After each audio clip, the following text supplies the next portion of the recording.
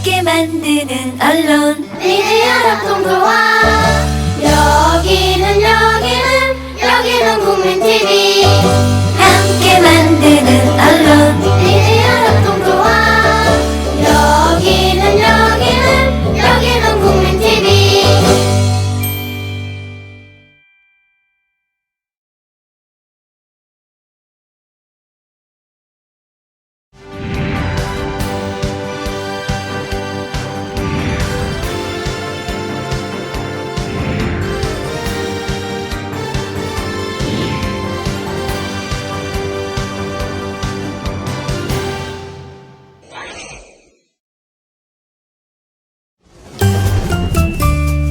귀로만 듣던 국민TV의 팟캐스트를 이제 보이는 라디오로 시작합니다.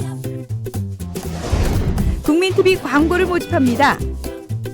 조합원과 비조합원 여러분, 자신이 속해 있는 기업과 사업체, 그리고 알리고 싶은 모든 것들 다 좋습니다. 광고를 원하시는 분은 신청해주세요. 홈페이지 kukmin.tv, 국민.tv 또는 지역번호 02-3144-0933번으로 연락주세요. 여러분의 많은 참여 바랍니다. 안녕하십니까. 정치시사 블로거 IM 피터 임명두입니다. 김영삼 전 대통령이 88세의 나이로 서거했습니다. 사람들이 그에 대해 잘 모르고 있는 이야기가 몇 가지 있습니다. 첫째는 그의 정치 입문이 자유당 이기붕의 입당 교섭으로 공천을 받아 시작됐다는 점입니다. 두 번째는 그가 자유당 개헌안 발의의원 중 한 명이었다는 사실입니다. 노태우 정권은 여소야대를 타개하기 위해 3당 합당을 했습니다. 당시 노태우 정권은 김영삼보다 김대중과의 합당을 원했습니다. 그러나 김대중은 거절했고 김영삼은 수락했습니다. 한지붕 세가족이었던 민자당에서 김영삼은 정치력을 발휘해 그가 원하는 대통령까지 당선됐습니다. 그가 원하는 대통령의 꿈은 이루었지만 대한민국 정치는 아직도 지역구도에서 벗어나지 못하고 있습니다. 김영삼 전 대통령의 공과를 가지고 그를 좋다, 나쁘다 단정하기는 모호합니다. 그러나 그가 보여준 정치력만큼은 우리가 생각해 볼 필요가 있습니다. 왜냐하면 그가 보여준 정치력을 제대로 평가한다면 대한민국 정치가 어떻게 발전하기도 후퇴하기도 했는지 잘 알 수가 있기 때문입니다. 정치인의 죽음은 단순한 찬양으로 끝나서는 안 됩니다. 그가 살아온 인생을 제대로 평가해 과연 우리가 어떻게 정치를 발전시켜야 하는지 깨달아야 합니다. 그런 면에서 김영삼 전 대통령의 죽음은 한국 정치 현대사를 정리하는 계기로 삼을 필요는 있습니다. 더 IM 피터 시작하겠습니다.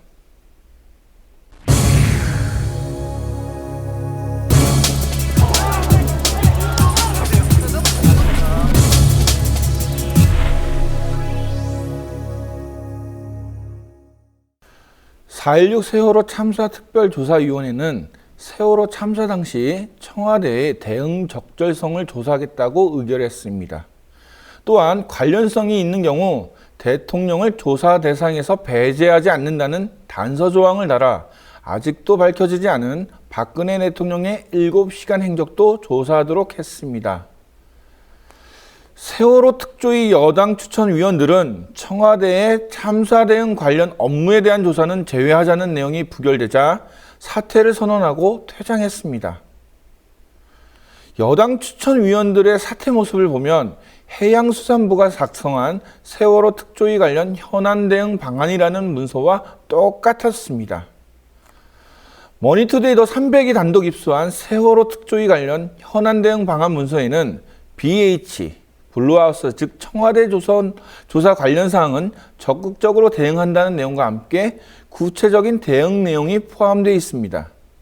해수부의 문건을 보면 청와대 즉 블루하우스 조사 시 특조위 내부에서 여당 추천위원들이 의결 과정상 문제를 지속 제기하고 필요시 여당 추천위원 전원 사퇴 의사를 표명하고 기자회견을 하게 되어 있습니다. 해수부 문건처럼 여당 추천위원들은 자신들의 주장이 부결되자 곧바로 사퇴를 표명했습니다. 문건에는 여당 추천위원이 전원 사퇴하더라도 특조위 위원 구성상 의결행위에 영향을 끼치기는 어려운 상황이나 위원회의 구성 및 의사결정상 공정성에 문제가 발생함을 집중 부각한다고 되어 있습니다. 사퇴 의사를 밝힌 여당 위원들은 종편에 출연해 청와대 조사는 정치적 공세라며 악의적으로 특조위를 비난하고 있습니다. 해수부의 대응에는 국회 여당 위원들이 공개적으로 특조위에 소위 회의록을 요청하고 필요시 비정상적이고 편향적인 위원회 운영을 비판한다는 성명서를 발표한다고 되어 있습니다. 농해수위 새누리당 위원들은 국회에서 4.16 세월호 참사 특별조사위원회의 해체도 심각하게 고려할 것이라는 기자회견을 했습니다. 세월호 특조위가 청와대를 조사할 경우를 대비한 해수부의 대응책과 여당 추천위원과 새누리당의 행보가 똑같다는 것은 박근혜 대통령 7시간 행적조사를 모든 수단을 동원해 막겠다는 의도입니다. 세월호 특조위는 11월 18일부터 세월호 수중선체에 대한 조사를 직접 한다고 밝혔습니다. 세월호의 침몰 원인을 알기 위해서는 세월호 조타기, 계기판 등 관련 기구 오작동 가능성 여부 및 선체 내외부의 손상 여부 등을 조사하기 위해 세월호 선체 조사가 필요합니다. 세월호 특조위는 한 달 동안 해수부와 상하이 셀비치에 계속해서 선체 조사 협조를 요구했으나 상하이 셀비치 측은 이를 거부했습니다. 해수부가 밝힌 상하이 셀비치의 선체 조사 협조 불가 이유는 별도의 선체 조사 비용 때문이었습니다.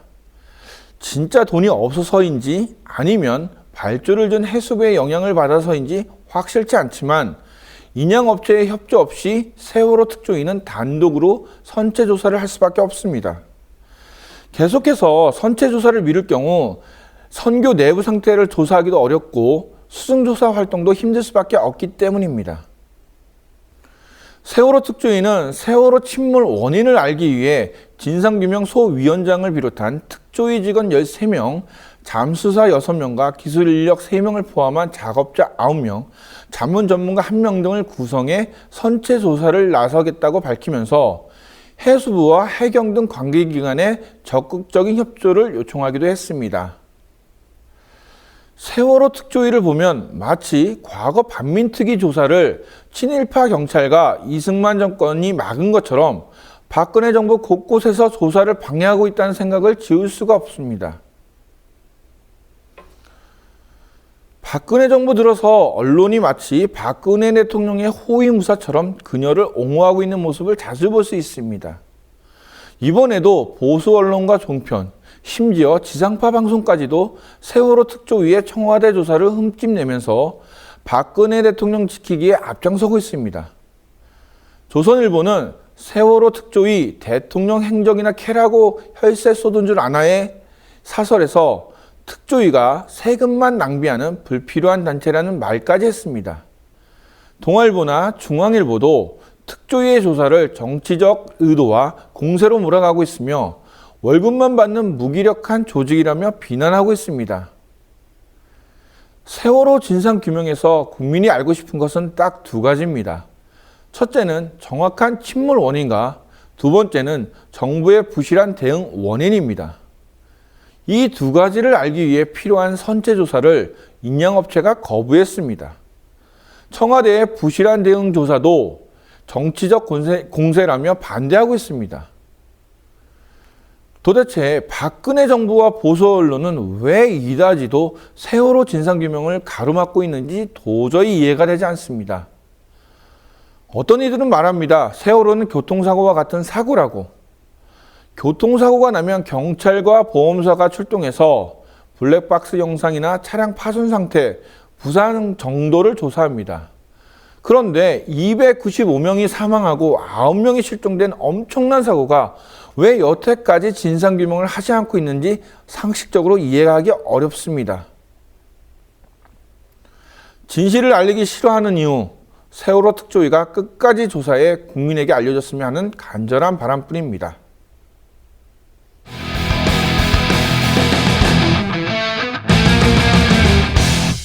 깃발각 저널리스트 박훈기 기자 나오셨습니다. 안녕하십니까? 네, 안녕하세요. 다음 지난주엔 또 어디를 또 다녀오셨습니까? 지금 이제 다른 거 없고요. 그 김영삼 대통령이 전 대통령. 서거를 해서 그 빈소를 계속 좀 취재를 했었습니다. 그 빈소에 제일 빨리 간 걸로 제가 알고 있는데 그때 다른 언론사보다 제일 먼저 갔죠? 예, 그렇습니다. 그 공교롭게도 그 귀가하는 시간에 네. 그 귀가 도중에 그 소식을 접해서 바로 또 그때가 동대문에 있어서 네. 바로 갈 수 있었어요. 그 당시에 그 백남기 씨도 지금 서울대병원에 예. 입원해 있어갖고 그래서 그 기자들이 몰리면서 그래서 백남기 씨 취재하는 줄 알고 그게 착각하셨던 그 기자들도 많이 있었더라고요. 보니까는 근데 그 처음에 페이스북에 제일 먼저 그 영정 사진이나 이런 게 올라온 것 같은데 예, 그렇습니다. 그때 시간이 한 몇 시였죠? 2시에 그 서울대 병원 측에서 긴급 브리핑을 갔고요. 예. 그 다음에 이제, 그 새벽에 한 5시 정도에 예. 빈소가 완전히 꾸려졌습니다. 5시쯤에. 예, 그때까지 이제 공개가 안 돼서 그 빈소 입구에서 영정사진이 들어가는 장면이라든가 준비해서 들어가는 모습이라든가, 그 다음에 현철 씨가 한 4시 정도에 도착을 했거든요. 그 전에는 임종 못 봤네? 아니, 임종을 봤죠. 김현철 씨가 혼자 보고 빈소의 이제 첫 모습을 드러낸 시간이 새벽에 3시에서 4시 그 정도 사이에 첫 모습을 드러냈죠. 네. 자, 김영삼 전 대통령이 서거하자 이제 뭐 김무성뿐만 아니라 그 상도동계 사람들이 이제 많이 가서 거의 이제 상주처럼 그 조문을 인객을 받았는데 그 당시 상황 조금 설명을 해주시기 바랍니다. 공식적으로는 첫 조문이 사실상 김무성 새누리당 대표입니다. 제일 먼저. 예, 제일 먼저 도착했습니다. 첫 조문자가 김무성 대표고. 그때가 몇 시였죠? 오전 9시 정도에. 오전 9시. 예, 오전 9시에 공식적으로 첫 조문을 온 거죠. 이제 그 다음에 이제 JP 불리는 김종필 씨, 그 전 총리죠. 네. 하면서 이제 서청원. 그래서 각계각층의 이제 정치인들이 유력 정치인들이 다 모이게 됐죠. 당시에 이제 뭐 김무성이 자기가 뭐 김영삼 정치적 아들이라 했는데 사실 이제 그 예전에 이제 좌동형 우영우라는 말이 있듯이 그 김동연 전 장관이나 최영우 의원이 계속 그 있었으면 사실 제가 볼 땐 김무성이나 서청원 의원이나 뭐 이렇게 상도동계를 이렇게 얘기할 만한 사람들은 아니거든요. 맞습니다.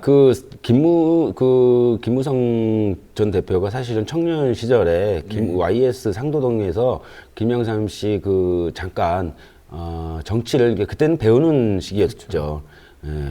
그렇게는 볼 수 있는데 사실 뭐 김무성 대표가 YS 정치적 아들이다라고 말할 수 있는 그런 어떤 정치적 영향을 받은 건 사실 없거든요. 그러니까는 보통 우리가 그 정치적 아들, 뭐 우리가 흔한 말로 이제 뭐 친노 이런 개파란 얘기를 많이 하는 게 항상 내세우는 게 자기 그 노무현의 정신을 이어받아 노무현에 맞게 뭐 정치를 한다 이런 식으로 해서 친노란 얘기도 나오는데 사실 우리 새누리당 보면 친박은 뭐 항상 뭐 호위무사처럼 살지만은 김영삼 전 대통령의 사상을 갖고 이렇게 정치를 했다고 보기는 어려운 장면들이 좀 많이 있었거든요. 뭐 그렇습니다. 금융실명제를 해서 계속 갔다면은 경제 민주화를 주장하고 외쳐야 되는데 그것도 안 하는 경우도 많고 당시 이제 뭐 서청원뿐만 아니라 그다음에 그 이명박 전 대통령도 나오지 않았었나요? 예, 조문하러? 예, 전직 대통령으로서 조문을 왔죠. 그때 모습은 어땠나요? 뭐 좀.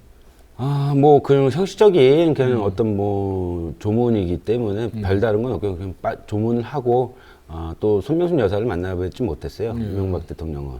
그래서 짧게 조문하고 바로 나왔죠. 그 이명박 전 대통령 왔을 때 김무성 대표가 90도 인사를 하는 모습이 영상에 있는데 반말은 김무성 대표만 한 줄 알았더니 이명박 대통령도 하더라고요. MB가 뭐 김무성한테 반말했나요? 그 영상 보시면은 그 기자들이 이제 그 조문을 마치고 나올 때 짧게 그 2가지 질문씩을 합니다. 그 뭐 어떤 위로를 전했냐 뭐 이런 식으로 질문을 하는 와중에 이제 김무성 대표가 마중을 나오는데 그 기자들이 질문을 받아야 되니까 그 사이에서 김무성 이러면서 그냥 악수하고 하는 장면이 있는데 예전에는 이명박 전 대통령이 서울시장 때는 김무성 대표가 또 오히려 거꾸로 허리 숙여서 인사를 하고 악수를 하고 그랬었거든요. 이 퇴임하고 나니까 완전히 권력이 참 무섭다는 게 입장이 완전히 바뀌는. 자기는 대통령을 했던 사람이고 뭐 김무성이 한 대통령을 꿈꾸는 사람이니까 자기 위치라고 볼 수도 있는 뭐 상황이죠.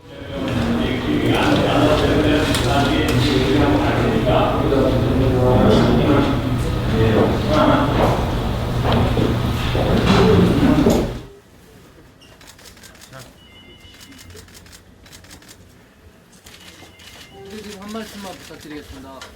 앞에 머리.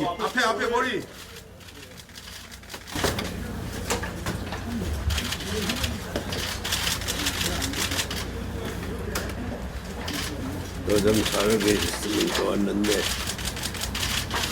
애써 그 짝이 없어.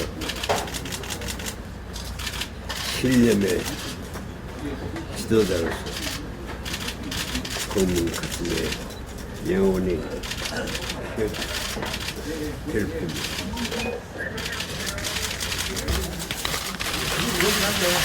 대표님 신경 한 말씀 말씀해 주시죠. 김영삼 대통령께서는 우리 사회의 민주화를 실질적으로 이루신 그런 정치 지도자였습니다. 그리고 최초의 문민 정부를 여신 대통령이셨고 대통령 재임 중에 그 누구도 흉내내지 못할 위대한 개혁 업적을 만드신 그런 콘셉트의 영웅이셨습니다. 너무나 가슴이 아픕니다. 저는 김영삼 대통령의 정치적 아들입니다. 한 말씀 해주시죠. 과거에 제가 모시고 민주화운동을 같이 했습니다. 대한민국의 큰 별이 하셨습니다. 그래서 저는 김영삼 대통령 아시다시피 저의 정치적인 때도 있었고 제가 중대 시절에 비술작가를 했고 또 통일당의 대변인 과거에 정무장관과 시당부터 원력정부까지 지냈던 사람이기 때문에 저의 정치적인 대부셨습니다. 너무 애통스럽습니다. 앉아 계세요.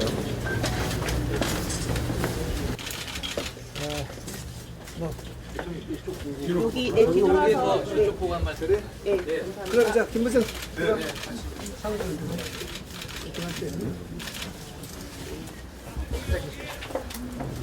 내가 병원에 서울대학 병원에 계실 때 그 이분을 왔었었는데 그때 꼭 왕쾌해서 우리 전직 대통령끼리 자주 좀 뵙자고 그래서 그렇게 하자고 고개를 어떻게 씌웠는데 오늘 이렇게 표현 못하시고 이렇게 상황이 이렇게 돌아가셨는데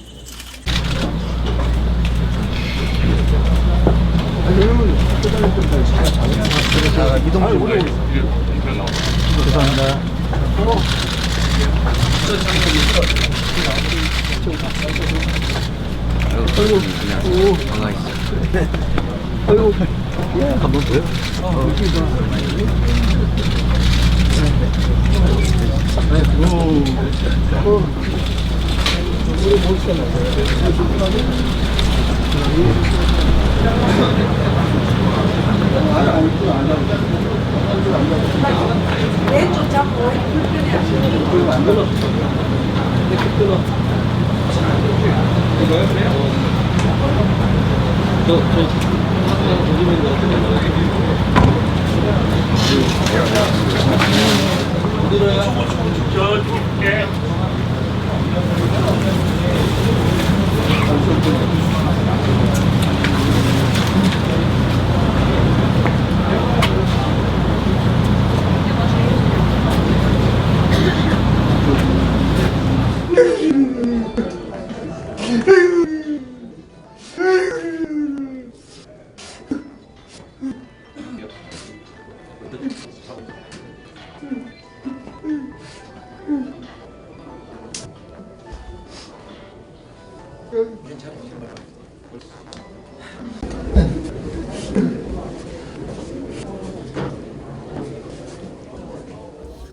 우리 빈소 영상 보면서 우리가 이제 김영삼이라는 인물에 이제 공과가 있는데 김영삼 전 대통령에 대해서 좀 어떻게 생각하세요? 길바닥 박힌 기자는.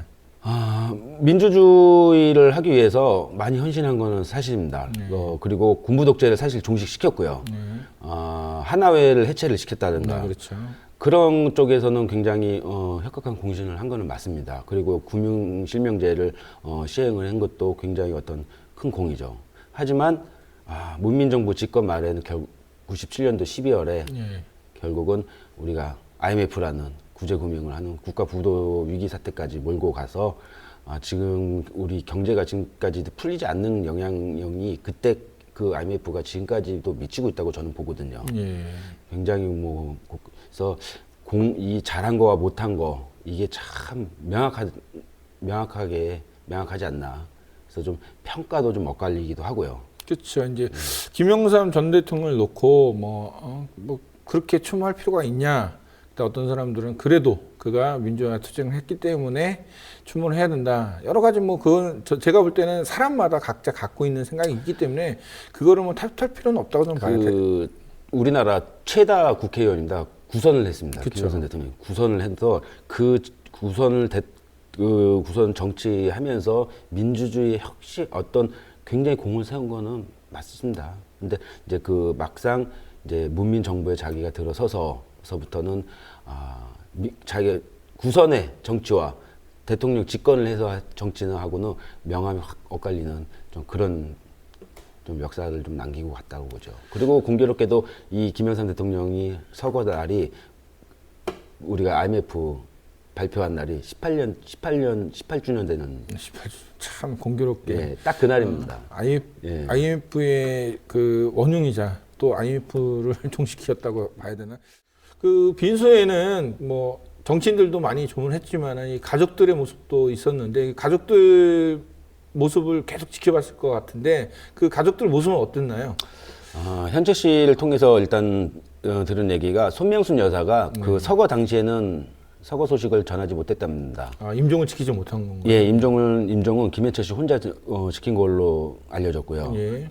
그다음에 손명순 여사는 워낙에 이제 손명순 여사 고령이고 또 걱정을 많이 할 것 같아서 당시에는 바로 소식을 알리지 않았고 빈소가 차려진 다음에 손명순 여사한테 김영삼 전 대통령의 서거 소식을 알렸다고 해서 그런 얘기 현철 씨 입을 통해서 그 얘기를 좀 전해들었고요. 그다음에 좀 주목해 내용이 뭐냐면 이제 가족들 대기실에서 제가 이제 저 혼자 이제 촬영을 하다가 이제 엿듣게 된 건데 살아생전에 김영삼 전 대통령이 김현철 씨의 정치에 대해서 굉장히 좀 걱정을 많이 했나 보더라고요. 그렇죠. 이제 당시에 이제 김현철 씨가 CCTV나 이런 거에도 좀 나오고 권력을 휘둘렀다고 해서 많이들 이제 비판도 많이 받았죠. 예, 그래서 마지막까지 동생들의 대화에서 김현철 씨의 정치를 좀 만류했던 그런 내용들이 좀 나와서 굉장히 좀 그러한 이야기를 좀 들었을 때 살아생전에 김현철 씨의 정치를 만류한 이유가 아까 말씀하신 것처럼 그러한 것들 때문에 그러지 않았나. 그렇죠. 이제 김영삼이란 인물은 사실 우리나라 정치를 굉장히 오래 했기 때문에 정치라는 게 그렇게 녹록하지 않고 쉽지 않다는 걸 알았기 때문에 차남이죠. 이제 현철 씨가 정치를 한다는 거 그게 성공할 확률보다 실패할 확률도 많고 말도 많이 나올 거라는 걸 분명히 알았을 거예요. 그랬는데 그래도 현철 씨 아직까지도 정치적으로 트위터 한번 날리면 또 사람들한테 회자되고 그런 부분들이 있고.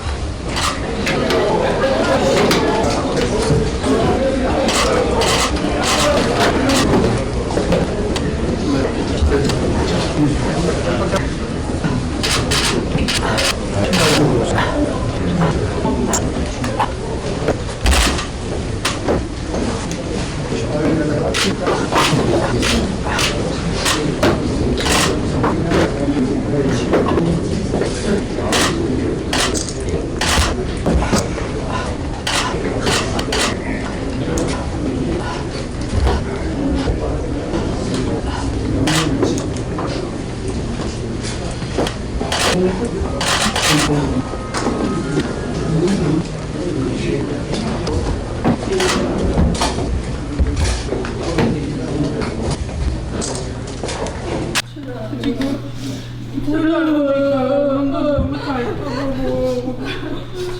보고 싶었는데 보고 싶었대요. 말씀하시고 그랬나. 아이고 아버지 살리겠어.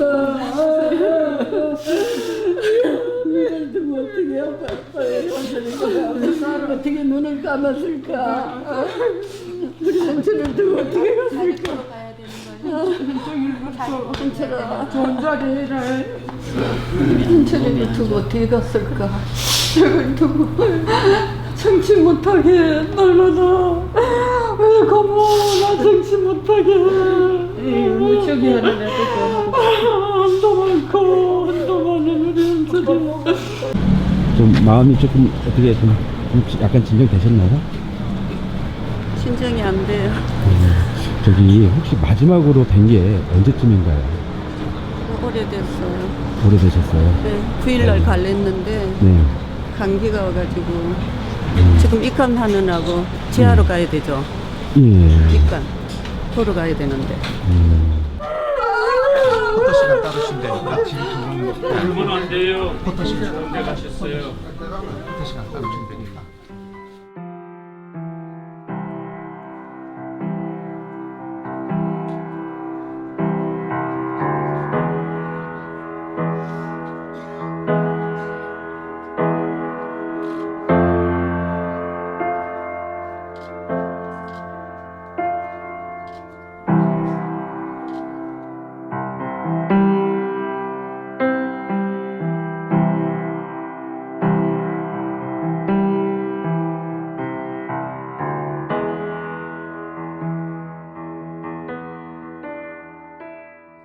그렇죠. 이제 김영삼 전 대통령에 대한 어떤 그 남편이자 가장이자 뭐 오빠자 뭐 아버지의 그 역할은 뭐 충분히 했다고 좀 봐요. 그리고 그 가족들의 슬픔을 충분히 이해를 합니다. 그러나 우리는 이제 김영삼이라는 인물 자체를 어떤 인간으로 보는 것이 아니라 김영삼 정치인으로 보기 때문에 정치적인 평가나 그런 부분에서는 비판이나 또 뭐 각기 다른 주장이 나올 수 있으니까는 그 부분에서는 우리가 항상 계속 또 생각하고 또 역사를 또 뒤돌아보면서 좀 반성할 건 반성하고 우리가 그 활용할 건 활용했으면 좋겠습니다. 어쨌든 뭐 이번 김영삼 대통령 서거로 해서 그 흔히 말하는 삼긴 정치는 이제 김종필 씨 JP 온제 한 번 남았는데 예전에 뭐 삼김 정치가 청산이 돼야 정치가 바로 선다라는 말도 있었는데 막상 이렇게 좀 세월이 흘러서 이런 모습들을 보니까 역사의 또 한 페이지가 접힌 거 아닙니까? 그래서 이제 접어간다고 봐야죠 이제. 예. 근데 또 아직 삼김 정치가 접어도 정치에 큰 변화는 없을 것 같네요. 변화는 없어. 그게 이제 더 큰 문제네. 예. 뭐 본의 아니게 뭐 새벽부터 뭐 빈소를 지키고 고생 많이 하셨는데 다음에도 더 좋은 영상, 또 우리가 알아야 될 뉴스 좀 갖고 와주시기 부탁드립니다. 오늘 고생하셨습니다. 예, 고맙습니다.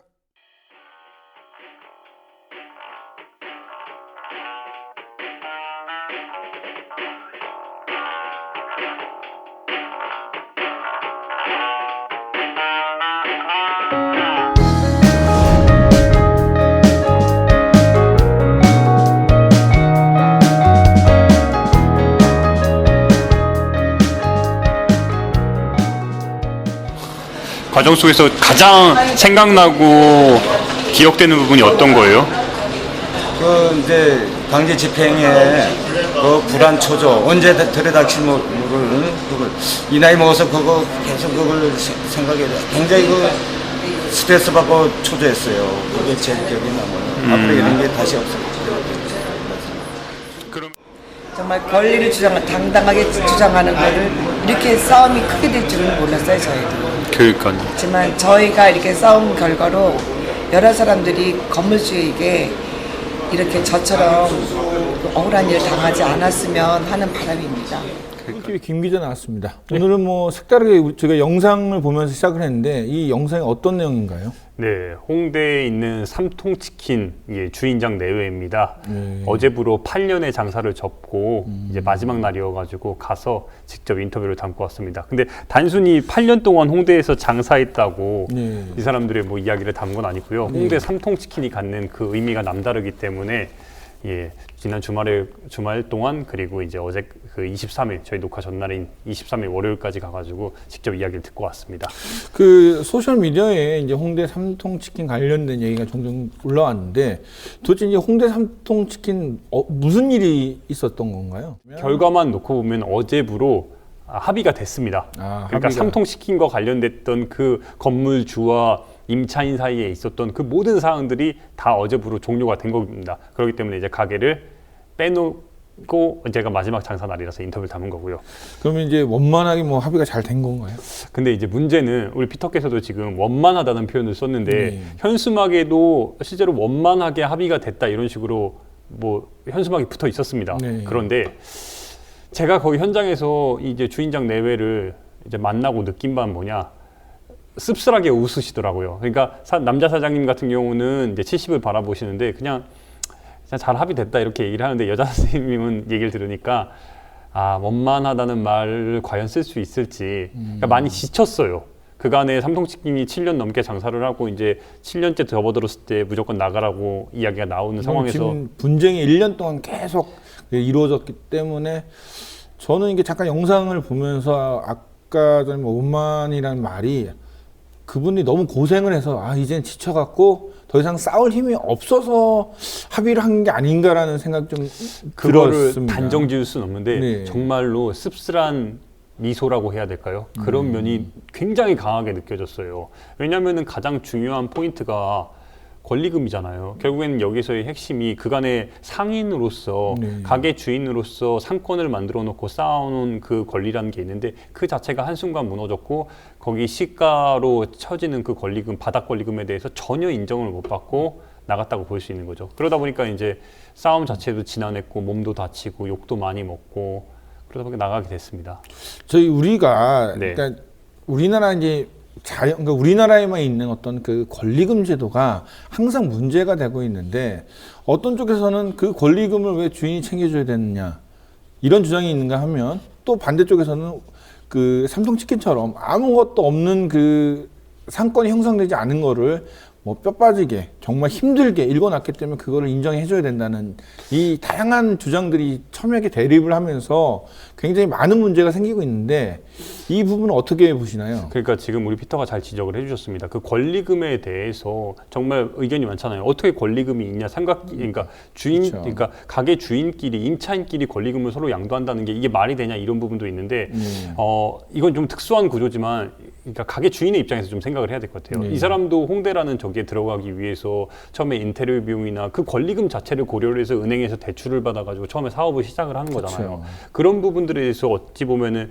하나의 약속처럼 정해져 왔단 말이에요. 근데 이제 소위 얘기해서 상권을 키워놨는데 무조건 권리금이 이제 안 된다. 한순간 정말 싹둑 자르듯이 이렇게 이야기하기 좀 거친 부분이 있는 것 같습니다. 확실히. 사실 이제 자영업자가 많은 그 우리나라에서 열심히 읽어놓은 가게를 열흘 뒤에 나가라. 그러면 열흘 뒤에 아무것도 정말 어떻게 보면 뺏긴다는 생각이 들 정도로 굉장히 좌절감과 정말 자포자기 뭐 그거 받고 나가지 하는 그런 사람도 있겠지만은 제가 볼 때는 정말 마음이 우리가 이제 그 분들이 누구나 부모님들은 자식들을 먹여 살리고 그거를 위해서 정말 굉장히 노력을 하기 때문에 그거를 정말 우리가 잡고 살아야 되거든요.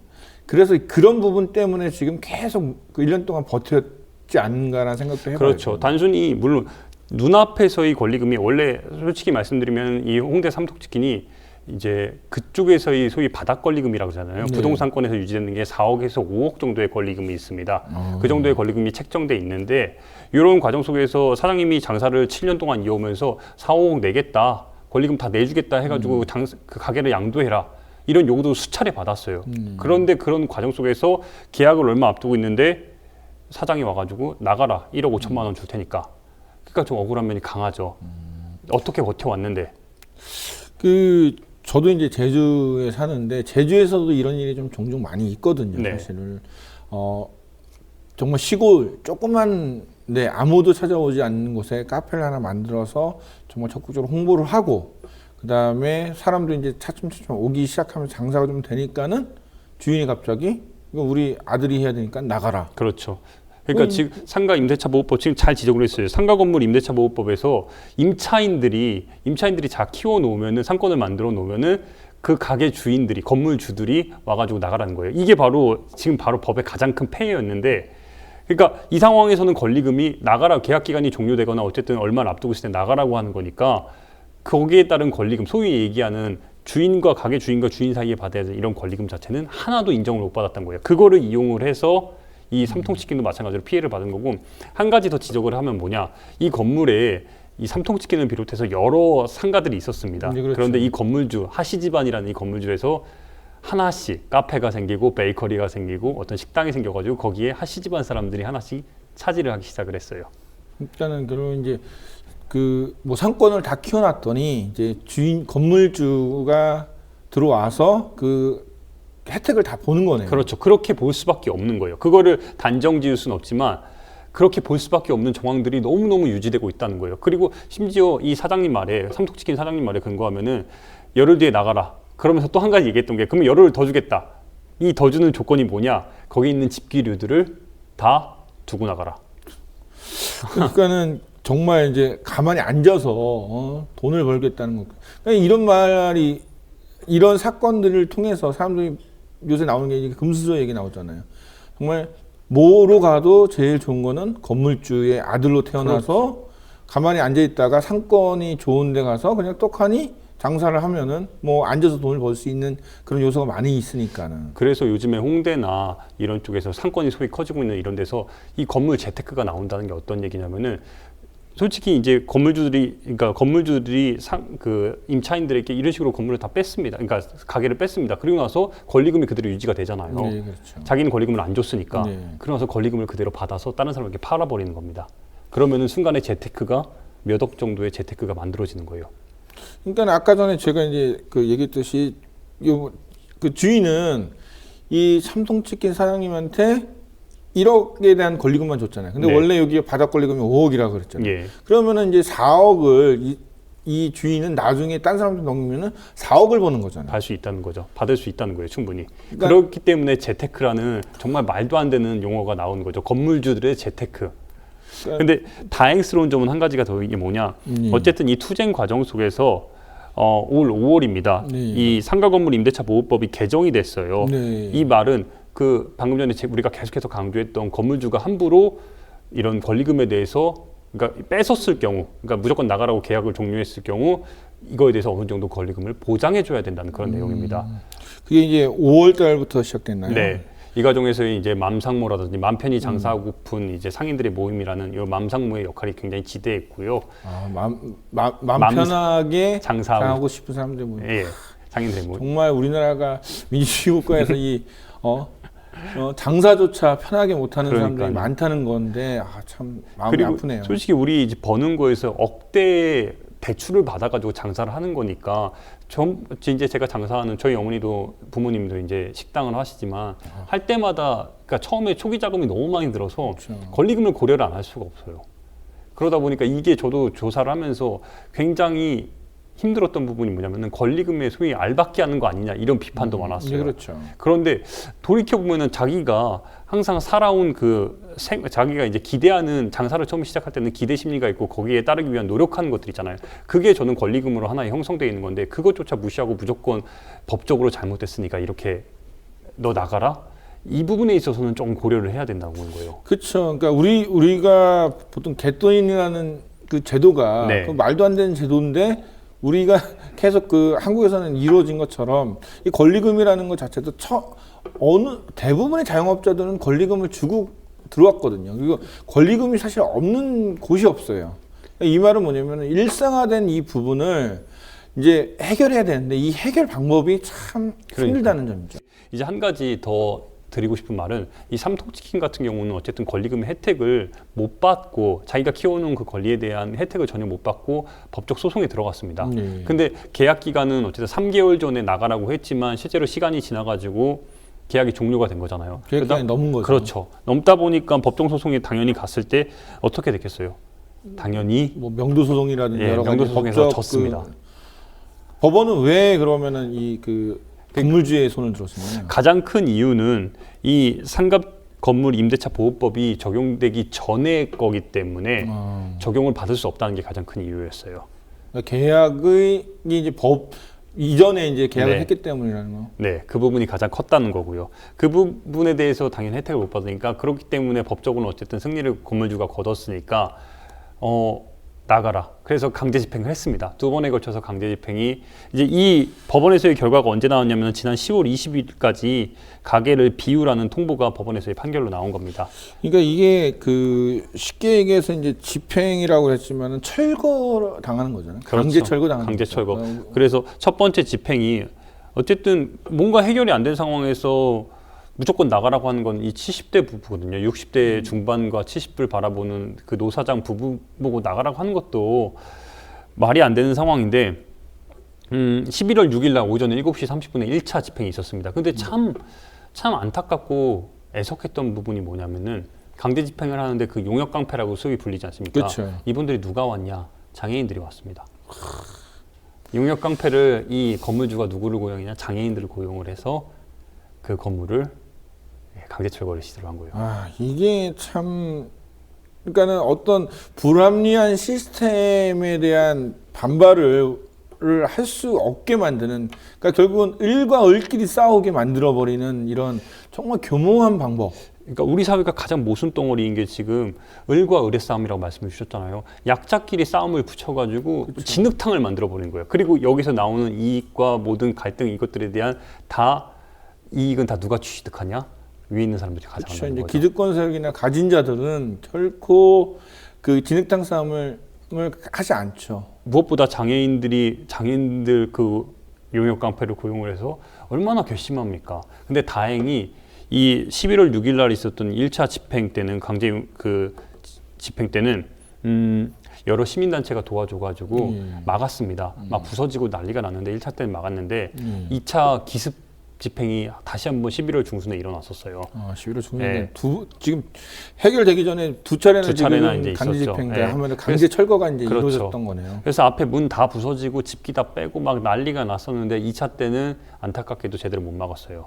그 과정 속에서 1차를 비롯해서 2차 때 사장님들이 너무 많이 다쳤어요. 특히 남자 사장님 같은 경우는 허리로 찍혀가지고 전치 12주 허리가 나갔다고 하더라고요. 허리가 많이 나가서 제대로 걷지를 못하고 그런 과정이 있어서 그 지난했던 과정들을 우리 여자 사장님이 저랑 인터뷰를 통해서 밝혀주셨어요. 한번 그 내용을 한번 보시고 그래서 내용을 더 진행을 하겠습니다. 계약 만료 시점 한 3개월 전에 권리금 얼마를 조금을 줄 테니 9일 만에 비우라고 하는 겁니다. 물론 시세대로는 아니겠죠. 시세 한 3분의 1 정도 되는 가격을 주면서 9일 만에 나가라는 거예요. 그리고 20일 만에 나갈 때는 다 놓고 나가라. 그 이후에는 한 푼도 안 주겠다 이 얘기를 합니다. 그러니까 저희는 계약 만료 3개월이 남는 시점이라 어떻게 갑자기 9일 만에 나가느냐. 한 3개월만 계약 기간까지만이라도 좀 봐달라 이렇게 했더니 한 푼도 못 주겠다는 겁니다.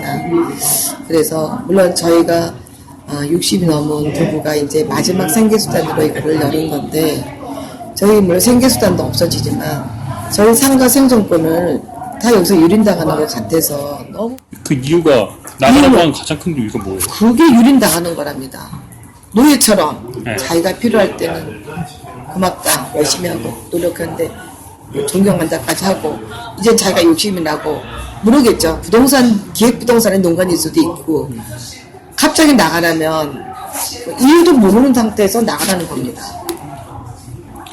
들리는 이야기에 의하면은 물론 이것도 확인을 해야 되지만 여기가 워낙 삼통치킨이 워낙 유명하고 잘 되고 하니까 이거를 욕심이 난 거죠. 그렇죠. 욕심 때문에 이 지금 건물주 자체가 지금 상가에 뭐 임대사업뿐만 아니라 직접 이제 경영을 하려는 뭐 그런 움직임들이 있다면서요. 그렇죠. 이거를 본인 20일 만에 나갈 때 다 놓고 나가라고 자기네가 하겠다는 거였습니다. 그러니까 이런 집기류 같은 것도 네, 다 놓고 나가라.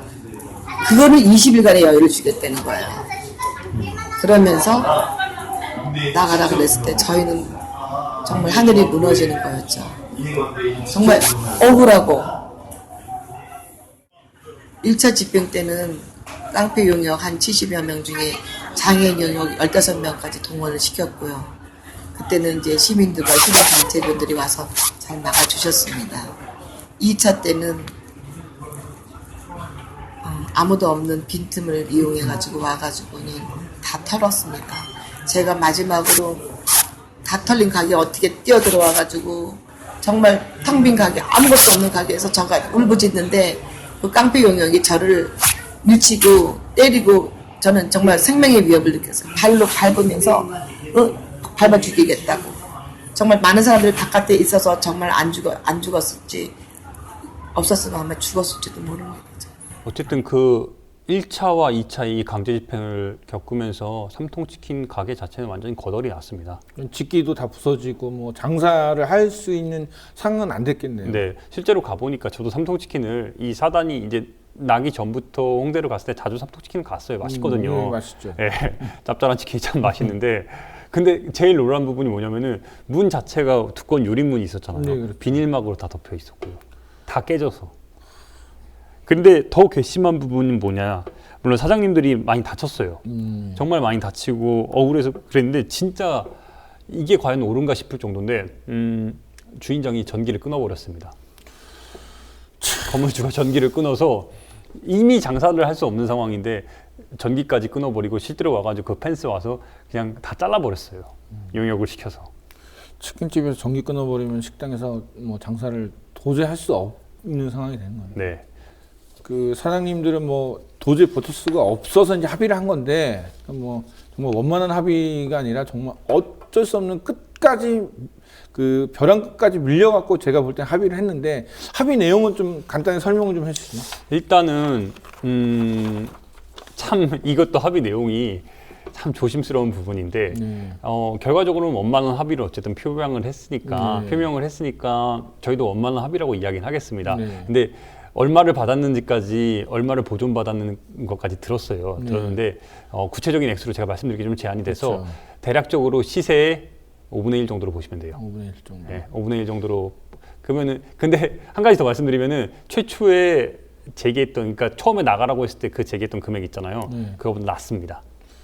그러면은 이제 아니 왜 처음부터 받고 나가지 왜 더 손해 보는 짓을 했느냐 이런 말을 하는 사람도 있을 수 있죠. 근데 아까도 얘기했지만 이 자영업자에게는 사실 그 가게가 생명과 같은 거거든요. 지금 저 70대 이 그 뭐 60대가 넘으신 그 노부부가 지금 어디 가서 장사를 하기는 제가 볼 때 어렵거든요. 그렇죠. 지금 어디 가고 뭐 장사를 시작한다고 해서 다시 또 권리금 내야죠. 집기사에서 또 인테리어 해야죠.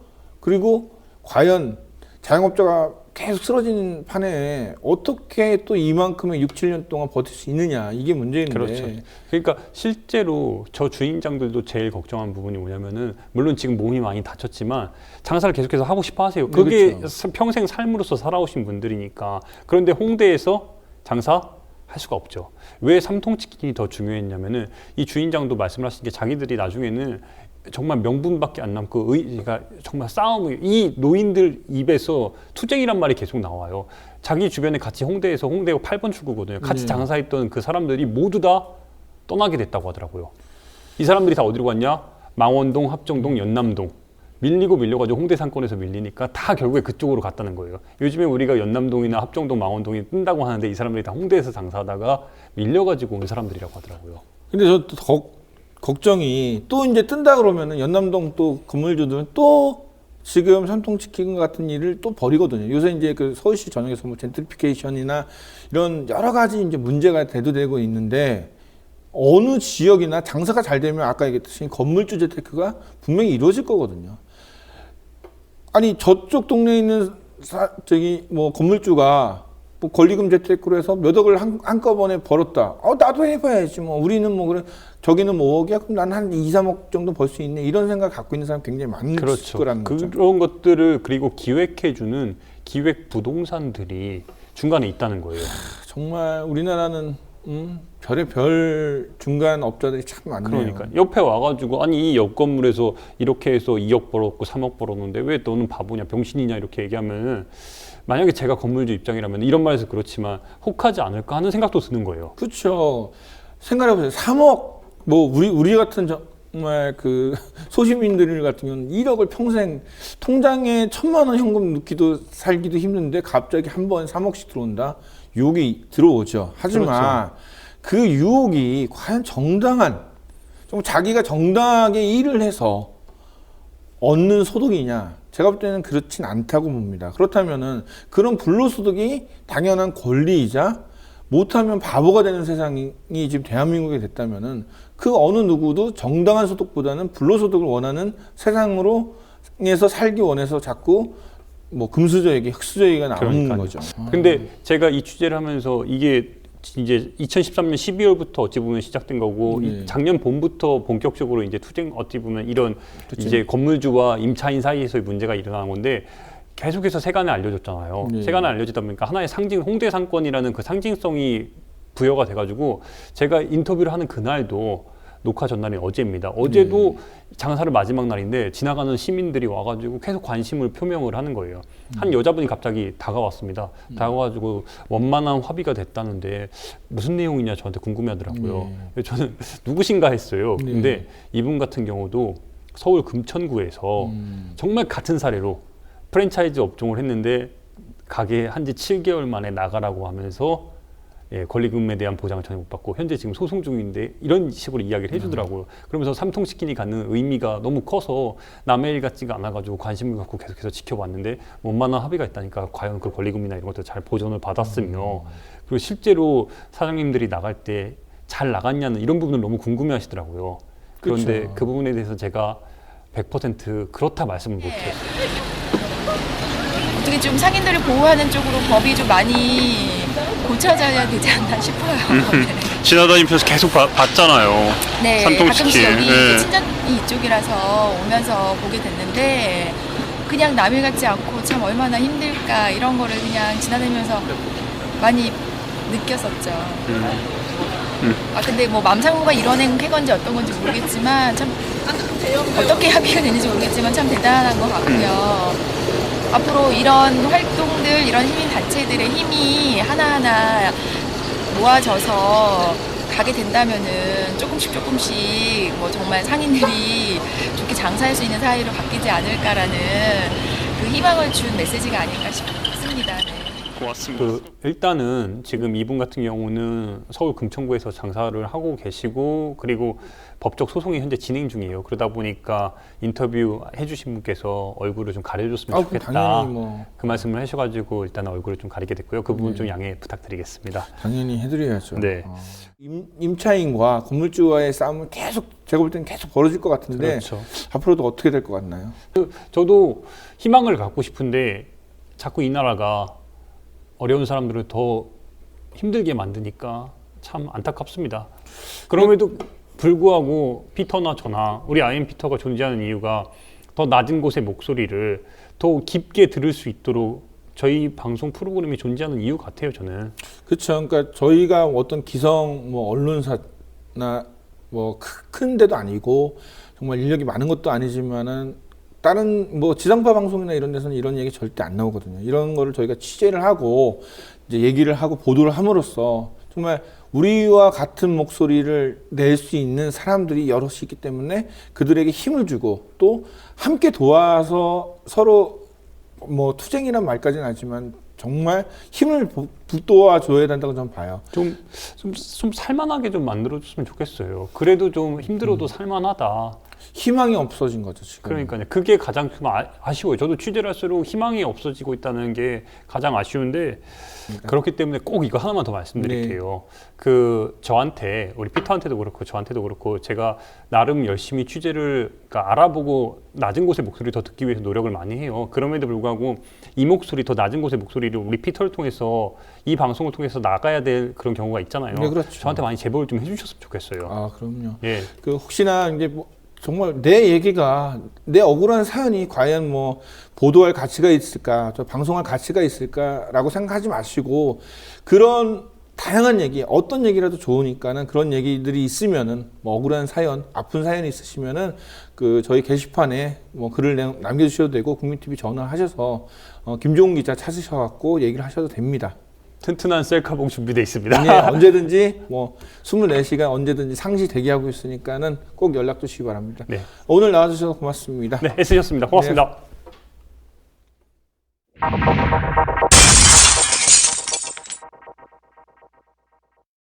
2001년 9월 11일 아침 테러리스트가 4대의 여객기를 납치해 미국의 주요 건물을 목표로 자살 공격을 감행하고 있었다. 8시 46분 첫 번째 비행기가 월드 트레이드 센터를 들이받고 3분 뒤 8시 49분부터 전국 방송 채널이 생방송으로 상황을 전하기 시작했다. 그 시각 플로리다의 한 초등학교를 방문 중이었던 조지 부시 대통령. 9시 5분 다급한 비서실장의 귓속말 보고. 두 번째 비행기가 건물을 받았고 미국이 공격당하는 중입니다. 이어지는 백악관 발표. 여객기가 월드 트레이드 센터와 충돌할 당시 초등학교 한 교실에서 책을 읽어주던 부시는 그 보고를 받고 즉시 교실에서 나왔다. 참사 이후 미 하원은 9.11 조사위원회를 발족해 진상조사에 착수한다. 첫 문단에서부터 사건이 터지던 날 아침 부시 대통령은 무엇을 하고 있었는가를 기술하고 있는 보고서에는 시간별로 부시 대통령이 어디에서 무엇을 하고 있었는지 상세히 기술돼 있다. 조사위원회의 조사 결과 드러난 7분의 거짓말. 부시는 최소 7분 이상 보고를 받고도 교실에 머물러 있었다. 10년 후 당시 상황을 설명하는 부시. 아이들을 놀래지 않게 하고 나중에 자신의 반응이 텔레비전을 통해 전 국민에게 알려질 것을 대비해 교실에 계속 머물렀다. 테러 발생 14개월 뒤 활동을 개시했던 조사위원회 활동 기간은 20개월. 조사위원은 민주당 공화당 양당이 5명씩 동수로 구성. 주요 인사들은 텔레비전으로 생중계되는 조사위원회에 출석. 대통령에게 7분의 미스터리도 용납하지 않았던 9.11 사건. 그러나 세월호 참사 당일 오전 10시 서면 보고를 받은 뒤부터 오후 5시까지의 행적이 묘연한 박근혜 대통령. 커져가는 의혹에 대해 새누리당 조원진 의원은 대통령의 사생활이다. 그리고 침묵으로 일관하는 청와대. 그렇게 달랐던 부시의 7분과 박근혜의 7시간. 김무성 새누리당 대표는 자신이 김영삼 대통령의 정치적 아들이라고 말했습니다. 그러나 김 대통령의 아들 현철 씨가 트위터에 1년 이상 입원 중인 아버님 병문안부터 하는 것이 도리라고 말한 4일 뒤에야 병원을 찾아갔습니다. 김영삼 전 대통령은 2008년 김무성 의원의 선거 사무실을 방문해 그를 격려해 준 적이 있습니다. 한나라당에서 김무성 등 민주계 의원들이 공천에 탈락하자 공개적으로 지도부를 비판하며 김무성 의원 등을 챙겨줬습니다. 정치적 아들로 김영삼 전 대통령에게 정치적 유산을 물려받았던 김무성 대표이지만 그가 박근혜 대통령보다 김 전 대통령을 앞에 내세워 살았다고 보기는 어렵습니다. 유산을 물려받고 아버지는 제대로 모시지 못하는 자식을 막기 위한 불효자 방지법이 추진된다고 합니다. 정치인으로 본다면 김무성 대표가 해당되지 않을까요? 더 IMB터 시청해주신 조합원과 시청자 여러분 고맙습니다.